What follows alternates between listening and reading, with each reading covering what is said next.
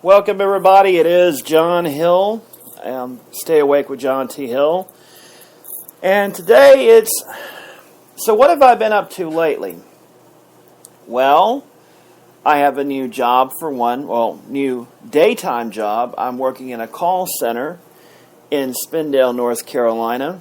The great metropolis of Spindale, North Carolina, as I like to call it. Population 4,000. Salute. And for those of you who wondered why I said salute, there's this little show called Hee Haw from back in the day that, let's just say I'm not a fan of, but I remember that. We're going to have to go trip nostalgic one of these days.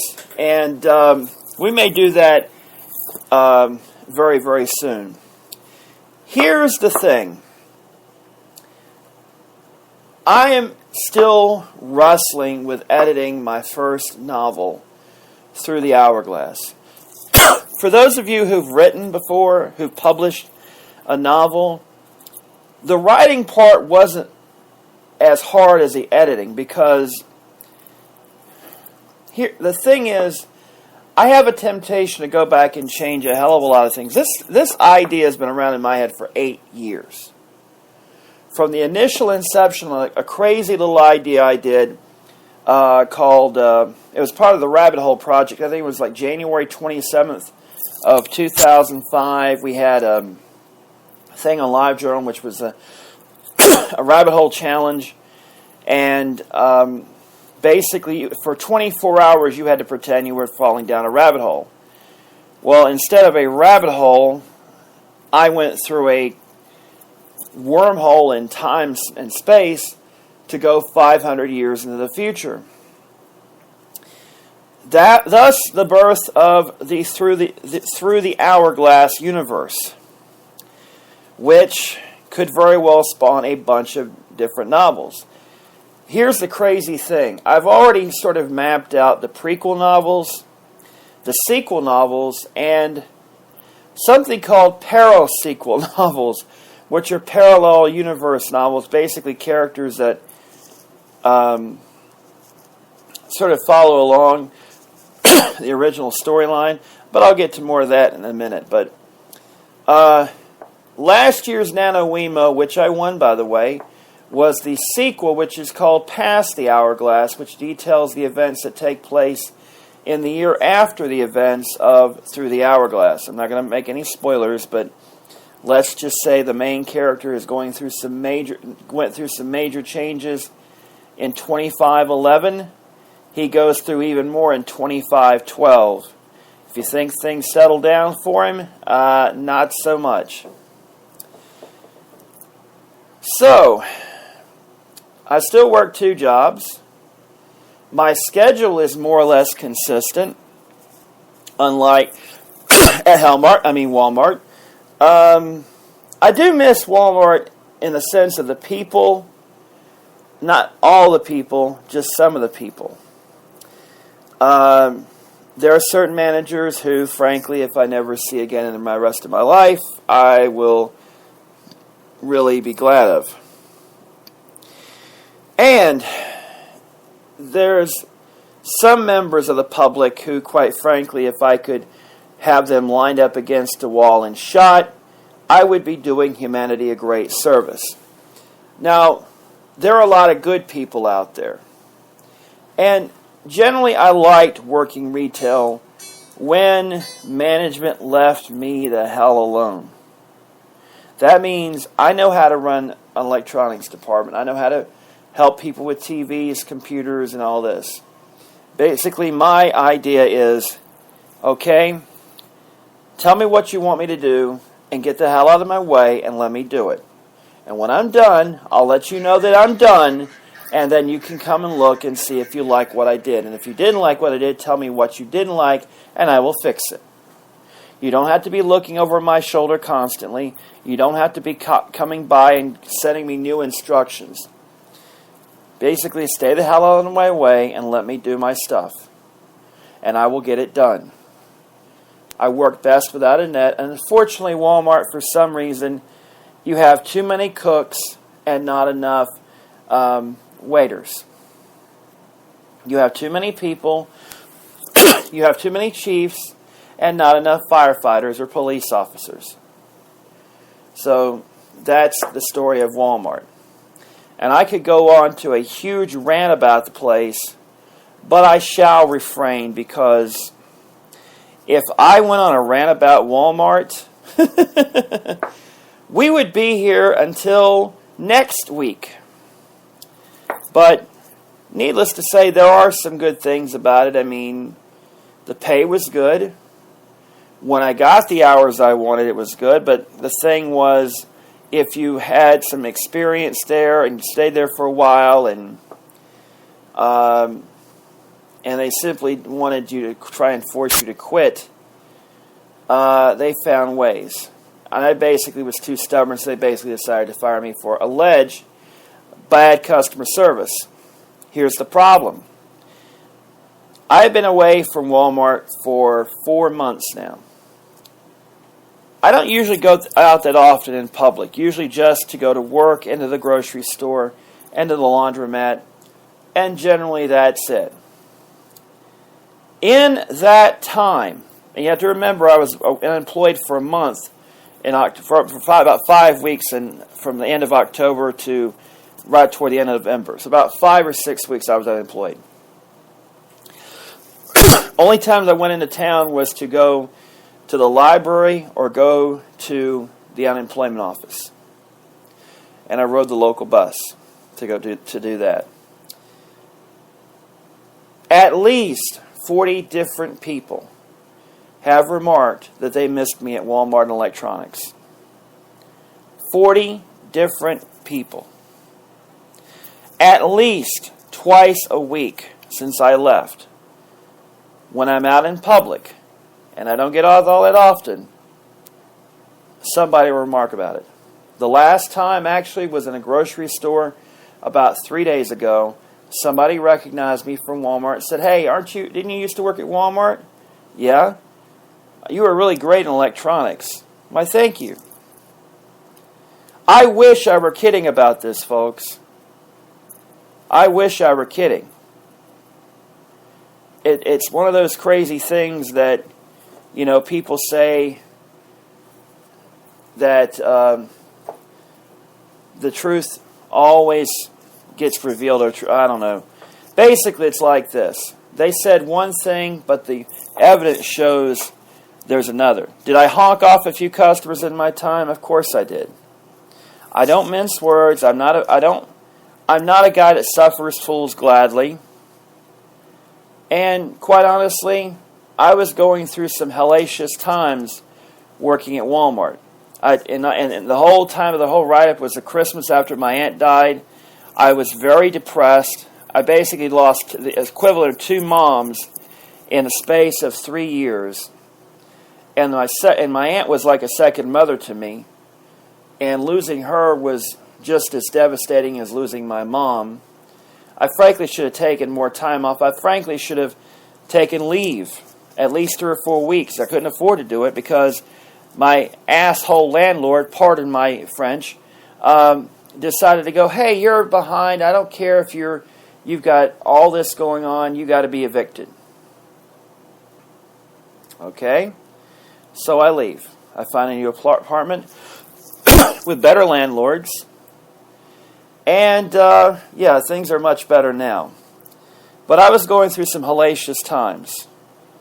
And unfortunately, management did not realize that maybe if you just asked me what the hell was going on, why I was so ill, maybe we could have worked on this. Instead, they basically just wrote me out. For the first time ever in my working career of nearly 20 years. Never got wrote up at Walmart. Never got wrote up at Rose's when I worked there. Never got wrote up working in security. First time ever. Didn't think a big deal out of it. I figured, well, it's just a Christmas. I was having a very difficult time. Closest to Christmas. Now, at Walmart, if you get wrote up 3 times, you get placed in what's called a D-Day, which basically means for 1 year, if you get wrote up again, you're fired.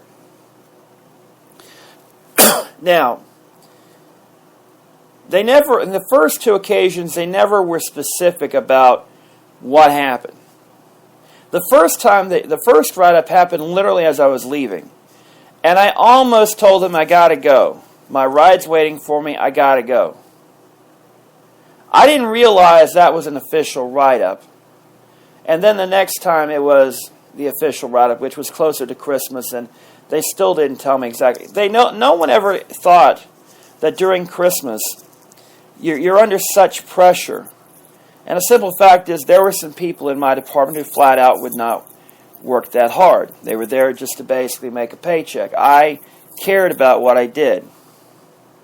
Maybe a little too much. I've been accused of being a little too wound up. I freely admit that.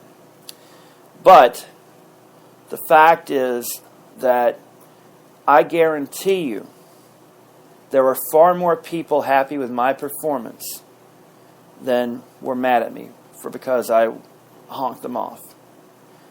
I had 3 different people try to tip me, and you're not supposed to take tips at Walmart. The only time I actually took one was because I was nearly broke, and the guy insisted I took the $10 tip for helping him with his photos, so I took it. The other 2 times, I didn't. I made sure they were appreciative. I said, we're not allowed to do it. So, you're saying, well, John, isn't this old news? You're away from there now. It still bugs me. I'll be the first to admit, I am the world's worst when it comes to letting things go. Back when I was in high school, I ran for student body president. There was all this controversy about who really won the election, because they never did officially post the results, and there were a lot of different conflicting stories I heard. Some from people I couldn't trust completely, some I could trust completely. It took me years to get over that because I was very pissed off about that. And then, of course, there's Carla, my ex-fiancée, who, to be perfectly honest, I still have issues with. I'm doing my damnedest, but trust is a big deal for me. If I trust you to do something and you don't do it, and you say you're going to do it and you don't do it, or you stab me in the back, I take it pretty damn seriously. You know, and there's a certain someone who betrayed a friend of mine, and let's just say I'm not happy with her either. I won't go into details about that. They know who they are. But, yeah. I firmly believe the whole thing at Walmart was that I was making too much money. I wasn't political enough to brown-nose the right people. I don't brown-nose, folks. I treat managers who deserve the respect with respect, but frankly, if I think you're incompetent, I'm not going to respect you a whole lot. You may be I'll respect the position, but I won't respect you. That's how I operate. You may be in the position, but if I don't respect you in the position, I'm not going to respect the person in the position. And there were quite a few managers at Walmart who I didn't respect in their position because, frankly, I didn't feel like they deserved to be in that position because I frankly felt they were incompetent. I frankly felt they were more brown-nosing than anything else. And that's that. I won't mention any names, but there are certain ones that I thought highly of that, you know, that I still regard, even though I do have problems with them too. Not really that much, but, you know, it's like this. I demand a lot of myself. I demand a lot of the people that I work for. If you're going to employ me, you put your faith in me to do the job. But I put faith in you to do your job to the best of your ability and to be able to be a proper and competent manager. And that is a high bar, I will admit. And I was lucky at Rose's, for the most part, to have very good managers who were personable, who listened, who were good at what they did, who worked well with customers, and basically got the whole idea of retail. Walmart, I hate to say it, but Walmart's only interest is in making money. They don't really care about the customer. No, they'll pretend to, but they really don't. Otherwise, if they did, they'd have more people on the floor helping customers. And the fact of the matter is, it's like, well, how many people really need help with a coffee maker, or with a vacuum cleaner, or with a hammer? People do need help. Walmart, God bless them, doesn't realize that they're hurting themselves because they're trying to go on the cheap, keep on as few people as they can, and try and run as lean as they can. There's an old saying, you spend money to make money. And Walmart sales are down. Some stores are up, mainly because the managers are probably actually doing what they're supposed to do and actually putting people on the floor. But the stores like mine that I used to work at, for some reason I think they think that, the stuff will sell itself. When you're the only place in a rural county to realistically shop, that's true. Put a Target in here and watch the shit hit the fan. Pardon my French. So, I didn't mean to go off on a rant, but I just really needed to do that because, quite honestly, I had what I thought was a very good job. I thought I did a very good job, and the thing is, I did it under a huge amount of stress. I worked 2 jobs. For the first 3 years or so at Walmart, I was working 3 jobs. The third job was taking care of my aunt. I was incredibly stressed out. I was suffering from sleep deprivation. I'm surprised I didn't have a heart attack or stroke during that time. And yet, it seemed like people that, quite honestly, didn't give a rat's ass about their job somehow got treated better than I did. All because every so often I'll honk somebody off because, quite honestly, if you're there just to waste my time and not to listen to what I have to say,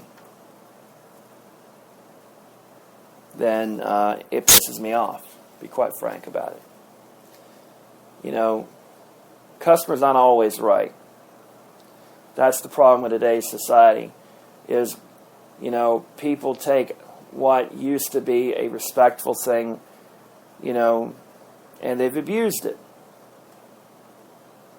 It's abusing your rights. I mean, used to be customer was always right.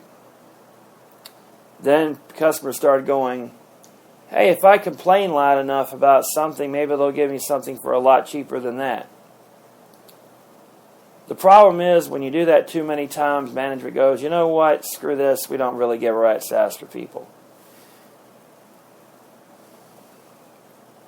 And the sad part about working in retail is you become very cynical about people. You see the worst in people.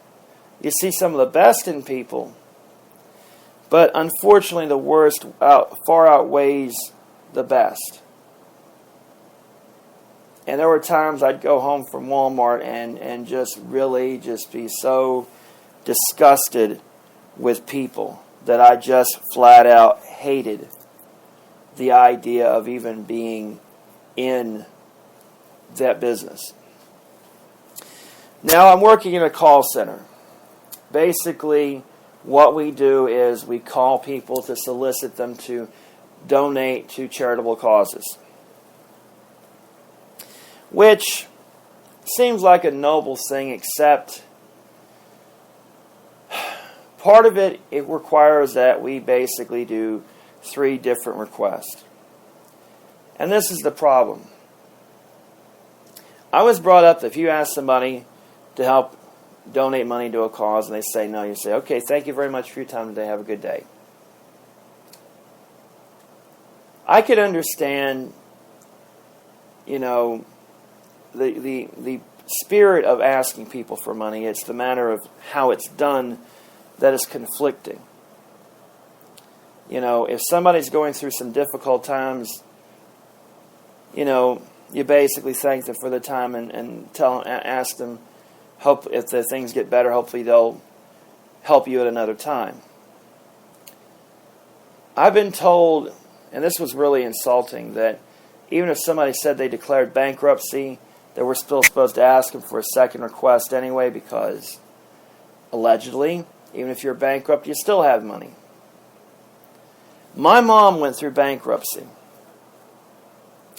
She made the mistake of getting involved with my aunt and my granddad in buying a house. And my aunt and my granddad, I love them to death, but they were the worst when it came to finances. So basically, my aunt and my mom wound up getting in way over their heads and declared bankruptcy. Bankruptcy's a bitch. It was back then, and it's even more so today, because back then, at the very least, you had some forgiveness for your debts. My mom had to pay $120 to somebody in Charlotte for something like 7 years to pay off her debt. And she wasn't making a whole lot of money.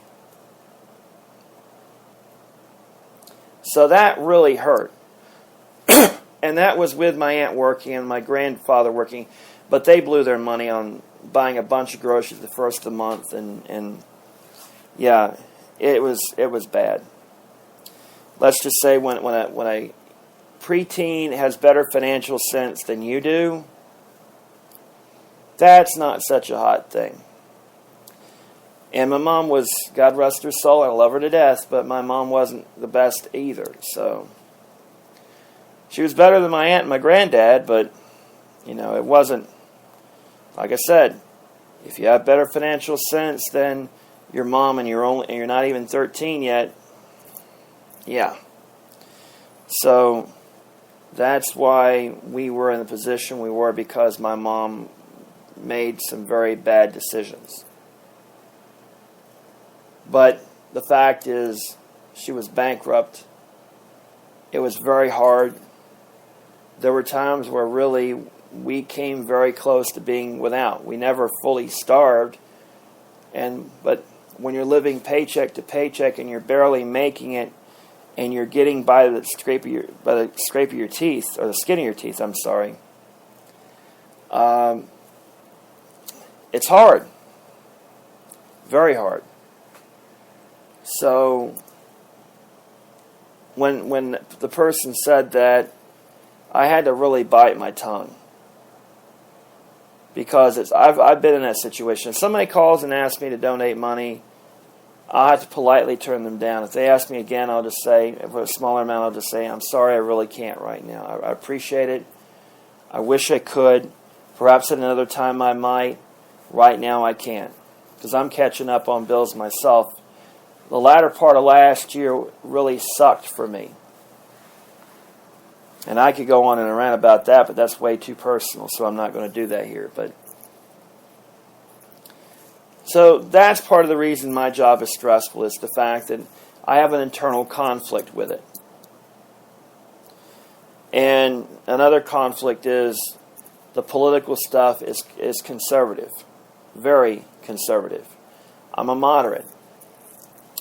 So, yeah, I'm not too happy. It's one of those things, I'm glad to have a job. I did the job to the best of my ability, but I have reservations about it. I have a great boss, great bosses actually, but it's one of those things I really have a tough time with it, because of the fact that basically the way we raise funds goes against my ethical and moral, and admittedly it's high. And basically, it bugs me a little bit. I have to admit that. But I'm glad to have a job. but I'm looking for another one because, to be perfectly honest, if Walmart called and said, John, we want you back in electronics or photo lab or wireless, we'll do whatever it takes to get you back, we'll pay your old salary back, or your old wage rate back, what do we have to do to bring you back? I'd say, just stay the hell out of my way, let me do my job. You put me on the job, let me do it. Don't look over my shoulder, just tell me what you want me to do and I'll go do it. You want me to sell TVs? I can sell TVs. You want me to sell computers? I can sell you computers. You want me to sell accessories? I'll sell accessories. You know, just stay out of my hair. That's all I ask. And I could mention that I've had plenty of people that have mentioned how they miss me, say that the people that currently work there now don't know as much as I did. And that's a proven fact. Because I did go to college for 2 years for radio and broadcast technology. I sort of know my stuff on this, you know, how to set up a TV, how to set up a surround sound and all this stuff. But apparently, knowledge isn't the most important thing. Oh, I didn't mean to go off on that rant. I'll have to do this again sometime. But I just want to let you folks know what I've been up to. Here's what's going to happen. I hope to do more of this on Spreaker and live shows on Blog Talk Radio on a regular basis. And hopefully in the near future I'll finally be able to launch some blogs that I've been wanting to work on for a long time. And, you know, finally start really getting some headway on my novels. But I need to really win the lottery. I really need to win Powerball. Because if I did that, I could guarantee you I'd probably be working a whole lot, much longer hours at home on these media projects and writing and all that. I'd probably type my fingers to the bone. And, but that's how it goes. Well, folks, I'm getting off of here. I got to go get ready to go back to my other job here in a little bit because we've got a radiothon we got to do this morning.